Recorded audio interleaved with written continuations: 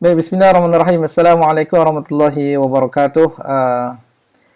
Allahumma rabbi shrah li sadri wa yassir li amri wahlul 'uqdatam min lisani yafqahu qawli. Amma ba'd. Selamat datang saya ucapkan kepada semua para pelajar. Dan saya ingin memperkenalkan diri saya terlebih dahulu. Nama saya Muhammad B.J. Saad. Ya, saya merupakan pensyarah Akademi Pengajian Islam Contemporary dan saya juga telah sertakan saya punya nombor telefon seperti mana yang tertera dalam slide yang para pelajar sekalian boleh lihat.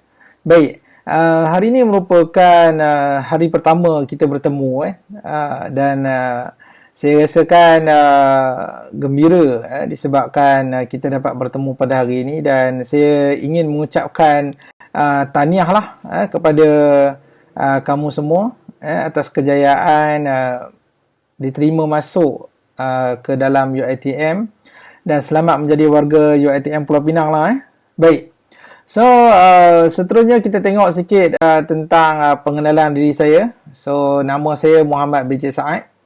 Okey, dan saya merupakan pensyarah di sini tak lama, baru saya start daripada 2008 yang lalu sehingga kini, alhamdulillah. Dan berikut disertakan nombor telefon saya. Pada awal tadi saya telah pun sebutkan kan. So untuk menghubungi saya minta untuk perkenalkan diri terlebih dahulu lah. Kalau kita menggunakan platform WhatsApp, kenalkan diri dan sebagainya lah. Kalau nak menghubungi saya pun, saya lebih prefer pada waktu pejabat lah, 8 hingga 5. Dan kalau emergency, it's okay to WhatsApp. Ustaz tak ada sebarang masalah, insyaAllah. Baik, seterusnya saya berasal daripada Pulau Pinang. Okay, saya harap semua pelajar boleh faham lah dengan bahasa yang saya gunakan kan.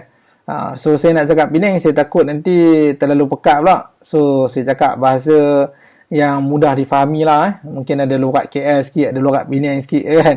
So mana-mana yang dirasakan mudah bagi saya akan cuba menggunakan bahasa tersebut, insyaAllah. Baik, so untuk kelas CTU 101 ni, prinsip asas Islam ni, saya menggunakan beberapa teknik ataupun tools dalam pembelajaran kita. Okay, yang mana kita menggunakan online distance learning. Okay, yang mana kelas akan dijalankan oleh dua kaedah lah. Yang pertama online dan juga offline. Okay, online kelas dijalankan melalui masa yang ditetapkan dalam jadual secara online lah. So macam kalau jadual dia 2 hingga 4, so pada ketika itu kita buat online. Okay, jadi bila kita buat online, kamu kena hadir dalam kelas tersebut lah. Okay, sekiranya tidak dapat hadir, sila maklumkan kepada saya. Okay, melalui WhatsApp, nama kumpulan, sebab tidak hadir dan sebagainya lah. Okay, dan kalau offline sekiranya saya ada urusan, contoh macam meeting atau sebagainya, saya akan menyertakan rakaman video, dan juga kamu boleh melihat rakaman video yang telah saya sertakan tersebut lah. Okay, baik. So offline juga pelajar yang mengalami masalah untuk online sebagai contoh lah talian internet dan sebagainya. So kalau ada problem, so kamu boleh gunakan rakaman sebagai bukti kehadiran kamu dalam kelas. So kamu telah melihat rakaman dan memberi bukti, kamu menjawab ataupun memberi poin-poin penting daripada apa yang kamu perolehi daripada rakaman tersebut. Baik. So, platform yang digunakan oleh saya dalam proses pengajaran dan pembelajaran ini adalah saya menggunakan Microsoft Teams, dan saya telah pun sertakan kod kepada kamu dan kamu join dalam grup Microsoft Teams. So, seterusnya WhatsApp. Okay, Telegram ni sebenarnya saya tak pakai sangat. Cumanya ada kes-kes tertentu yang pelajar tak boleh nak upload video dan sebagainya, saya cadangkan upload dalam Telegram. Cumanya bila upload dalam Telegram ni perlu diberi perhatian oleh pelajar yang upload contoh rakaman hafazan ke. Okay, so kena maklum pada saya, Ustaz, saya memang dah upload dalam Telegram, dan maklum sekurang mungkin, dan sekiranya mungkin hampir waktu penilaian nanti saya bertanyakan dalam grup untuk reconfirmation, tolong alert dan tolong maklum jangan nanti diam dan sebagainya. Takut nanti bila dah selepas markah dimuat naik, baru kamu mesej, Ustaz, saya ada hantar dah kat Ustaz kat Telegram dan sebagainya. Jadi di situ saya terpandang sebab majoriti semua upload dalam Microsoft Teams. Jadi please tolonglah upload dalam Microsoft Teams supaya kita nak elakkan masalah-masalah macam Ustaz sebutkan tadi berlaku. Okey, Google Drive jika perlu. Itulah setakat ni yang Ustaz guna pakai, tapi yang paling utama tu 1 dan 2 lah. 1 dan 2. Baik, so kita tengok sikit tentang deskripsi kursus ini. Kursus ini dia menjelaskan kepada pelajar semua mengenai tasawuf Islam, okey, dan menghubungkan akidah dengan amalan lah. Okey, so prinsip asas Islam ni dia menceritakan tentang tasawuf Islam, okey, gambaran Islam tu bagaimana, okey, dan dia menghubungkan akidah dengan amalan seharian, okey, dan kursus ini dia juga membincangkan tentang aplikasi syariah, ibadah, akhlak dalam kehidupan seharian, dan juga mengenal pasti isu-isu serta cabaran semasa. So dalam kursus ini juga dia menerapkan tentang kemahiran membaca, menghafaz, dan juga menganalisis Al-Quranul Karim. Juga diterapkan dalam kelas ini. So kita ada hafazan surah Yasin. Okey. So inilah deskripsi kursus secara ringkas yang boleh saya terangkan kepada kamu semua. Dan kalau kita perhatikan tajuk ataupun subjek ini sebenarnya telah pun kamu pelajari masa sekolah menengah dahulu sebenarnya. Kan dalam pendidikan Islam dah belajar tentang syariah kan, dah belajar tentang ibadah. Okey, ataupun siapa yang mengambil kelas aliran agama dia akan belajar tentang Quran dan Sunnah, syariah dan sebagainya. Ada dah pun dibentangkan tentang tajuk yang Ustaz akan share kepada kamu. Baik. So setakat ni Ustaz rasa jelas tentang deskripsi kursus ini, dan Ustaz harap kamu boleh faham. Sekiranya tidak faham, kamu boleh WhatsApp, okey, dan maklum kepada Ustaz apa yang belum ataupun tidak mencapai tahap kefahaman bagi kamu tersebut. Baik, hasil daripada pembelajaran kursus ini yang pertama, kalau kita tengok kan, membuat pentaksiran secara bertulis melalui pembincangan impak dan signifikan pelaksanaan akhlak mahmudah berdasarkan prinsip Islam. So selepas kamu belajar ni, kamu akan buat penulisan ataupun paperwork ataupun kertas kerja. Okey.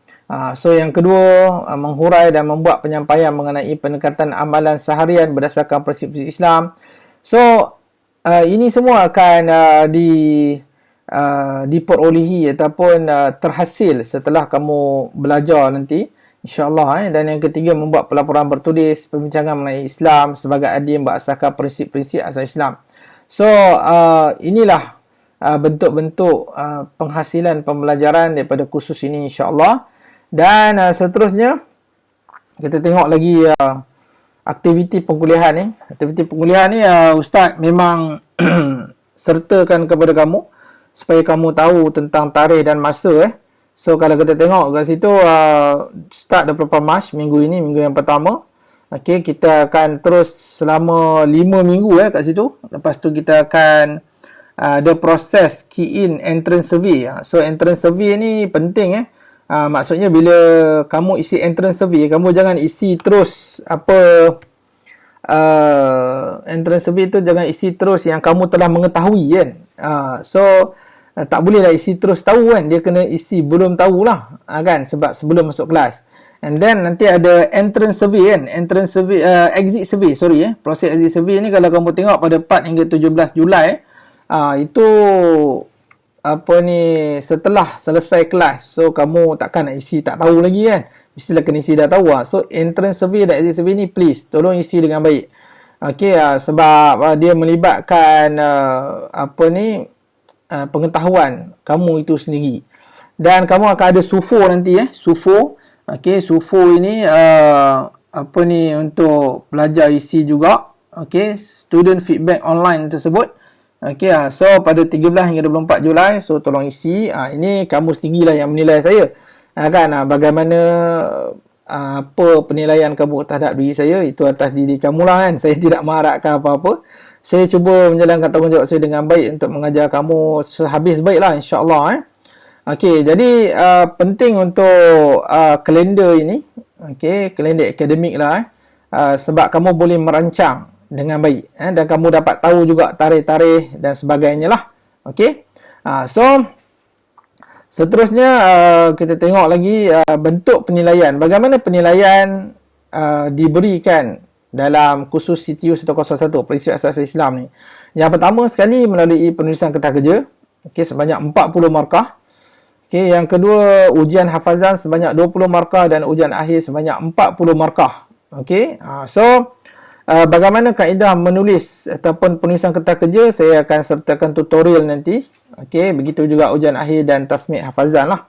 Okey, hafazan sebanyak 20 ayat surah Yasin. Okey, kita tengok pendetilan satu persatu. Okey, ujian tasmik ni 20 markah 20 markah maksudnya 20 ayat Satu ayat tu dikira satu markah lah, senang cerita macam tu So bila kamu dapat hafal 1 hingga 20, itu dah dikira bagus lah. Okey, dan lancar pula bertajwid, so kamu akan dapat 20 markah penuh. Okey, sebenarnya hafazan ni menyumbang ataupun penyumbang besar dalam memperoleh markah yang bagus sebenarnya Dan kalau kita tengok ni, Ustaz dah sertakan tarikh sekali minggu 6 tarikh A 9 hingga 13 Mei. Ni adalah jangka masa ataupun masa due date bila kena hantar hafazan tersebut.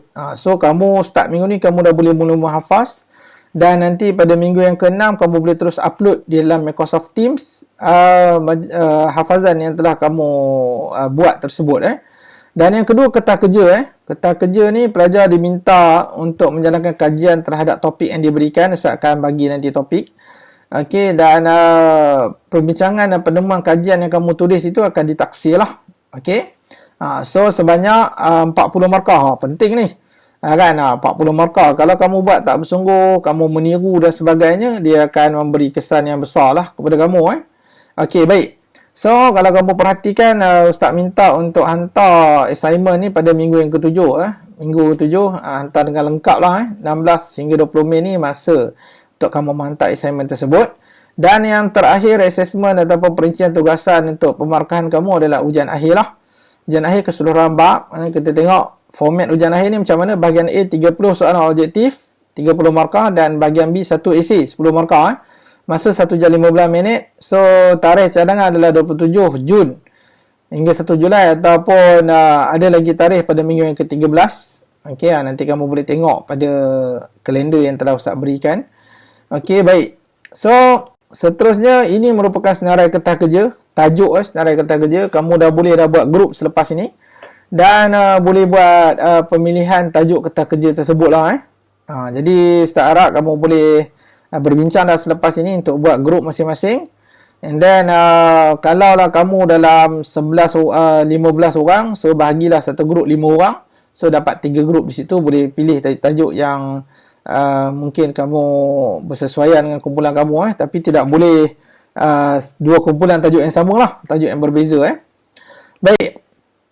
Ini merupakan rubrik macam mana penilaian kertas kerja itu dilakukan. Okey. So, kalau kamu melihat dia ada metodologi, dia ada objektif kajian, dia ada kajian literatur dan sebagainya. So, ikutlah panduan ini.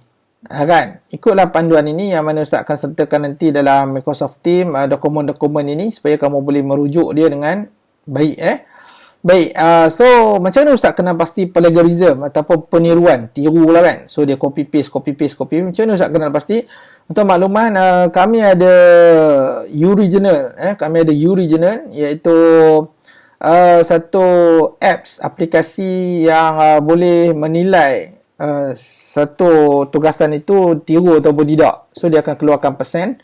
So, kalaulah kadar plagiarism similarity itu 31%, bermakna 31% dan ke atas bermakna dia dikira meniru So, markah 40 tadi dia akan hilang boleh jadi 2 per 40 saja 2 tu apa dia Ustaz? 2 tu sekadar orang kata appreciate dia tolong buat kan. Jadi tolong beri perhatian Okey, baik. So ini rubrik bagaimana penilaian kertas kerja diberikan kepada kamu. Ini pula adalah rubrik hafazan ayat Al-Quran. So macam mana nak dapat 8 markah, 4 markah ni bagaimana? Okey, so kita tengok kat situ hafazan 10 ayat pertama, hafazan 10 ayat kedua. So dia ada etika profesional. So dia ada dah dekat sini syarat-syaratnya. Okey. So tolong masa buat hafazan tu nanti tolong sangat-sangat beri perhatian dan jaga etika dengan baik. Okey. So bacalah dulu dengan guru-guru Al-Quran yang diiktiraf supaya bacaan kamu itu tepat dan betul. Okey, baik. So seterusnya silibus pengajian. Ini apa yang akan kamu belajar lah. So tasawur Islam, dia akan cerita Islam sebagai ad-din. Dia akan cerita tasawur Islam yang kedua ni, keistimewaan Islam, tentang Islam ni bersifat rabbaniyah, syumuliyah. Okey. Seterusnya akidah Islam, cerita pasal akidah, ma'rifatullah dan sebagainya. Okey, apa tuntutan syahadah yang kita duk mengucap dua kalimah syahadah dan sebagainya. Okey, akidah Islam, dan juga akidah Islam tu dia ada yang pertama, akidah Islam yang kedua, So nubuah, dia cerita tentang perutusan rasul dan sebagainya. Okey, ghaibiyah, tentang hari kiamat. Okey, ini semua penting untuk dibincangkan, disebabkan untuk memberi pencerahan, pemahaman yang lebih jelas. Dan kalau kamu perhatikan semester pertama ni memang kita akan mengukuhkan fundamental Islam dalam diri para pelajar, supaya dengan ilmu yang diperoleh ini dapat menjadilah sebagai satu batu asas dalam kamu menjalani kehidupan pada masa-masa ataupun semester-semester yang akan datang, insya-Allah. Baik. So kita tengok lagi, dia ada beberapa topik kat situ. So kita tengok akidah Islam yang keempat, cerita pasal beriman kepada qada dan qadar. Itu tajuk yang ketujuh. Baru bincang pada berkenaan dengan syariat Islam. Lepas tu ibadah. Lepas tu akhlak. Pada tajuk yang kesembilan, kalau kamu perhatikan, skop akhlak itu apa kan. So kita akan belajar lah secara ringkas, insya-Allah. Pada tajuk yang ke-10, kita bincang isu dan cabaran umat Islam masa kini. So hari ni kita ada cabaran TikTok kan. Cabaran teknologi dan sebagainya kan. So banyaklah yang boleh kita perolehi bila kita belajar tentang isu dan cabaran ini, dan kita akan lebih berhati-hati sebenarnya. Dan seterusnya untuk analisis ayat Al-Quran dan sebagainya itu kita tak lagi jalankan pada semester ini. Okey, dan kita ada praktis talaqi dan tasmi' Al-Quranul Karim. So itu yang akan kita lakukan lah, itu surah Yasin nanti. Baik. So beberapa perkara penting yang Ustaz nak ingatkan. Pastikan bayaran yuran dilakukan. Okey. Daftar atau gugur kursus semester semasa dan tempoh yang ditetapkan. Isi entrance dan exit survey. Okey. Ada satu lagi, plagiarism pledge ni pun ada juga. Okey, dan juga validasi subjek. Tolong buat benda-benda tu. Kalau tak faham boleh rujuk kepada penasihat akademik masing-masing.